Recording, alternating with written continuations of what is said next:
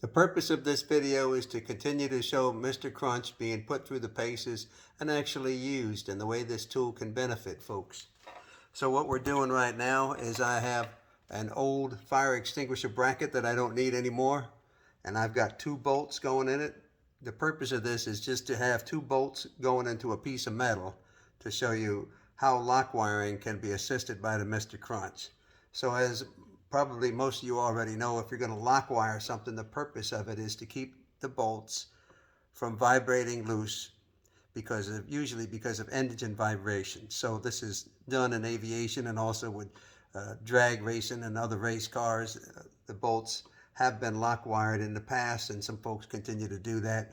Some folks use liquid means to secure bolts, but lock wiring is a pretty sure way of guaranteeing that they're not going to go anywhere. Those bolts are not going to vibrate loose. The purpose of lock wiring is to always pull the bolt into a clockwise direction, which is tightening. So you can see that I've got this 32,000 safety wire going through the holes that are drilled in the bolt head and pulling in a clockwise direction. And now I'm bringing it around to this other bolt down here to pull that bolt also in a clockwise direction. So together they each support one another, each pulling one another in a clockwise direction.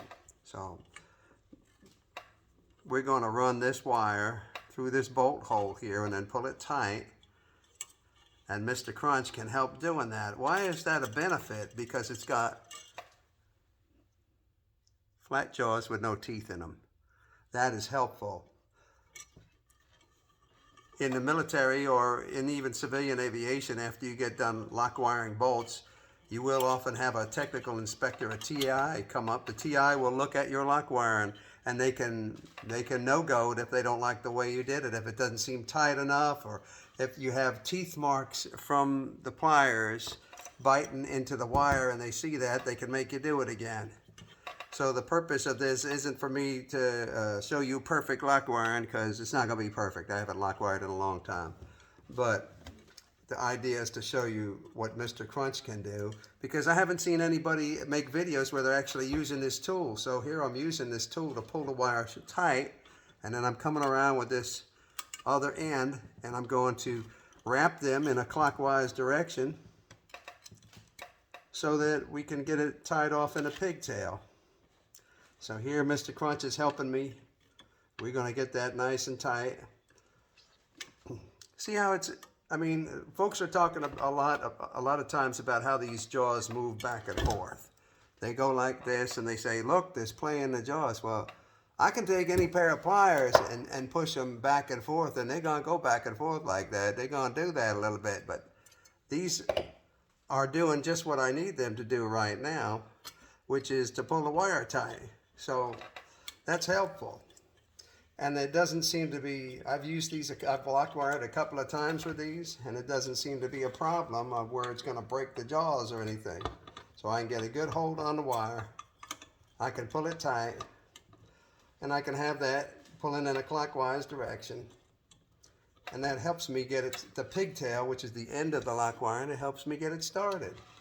And then I can do the rest by taking my lock wire pliers, actually, and getting them wrapped onto there and tighten it up. So I take my lock wire pliers, which you've probably all seen in your lifetime, and put them on the wire and then pull it tight.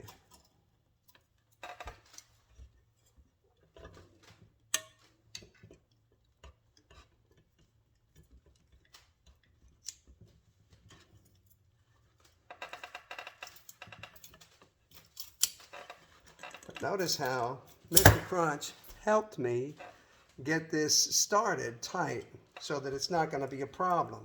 And I can use the tool and push down and make sure that that's going to stay seated and not walk over the top of the bolt. If you never actually lock wired before, it is actually a little bit like wrestling an octopus.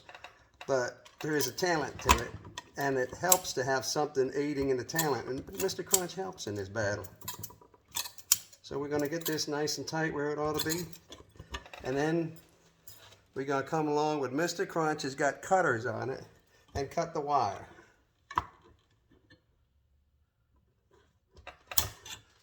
How many people just cringed when I actually used the cutters on Mr. Crunch?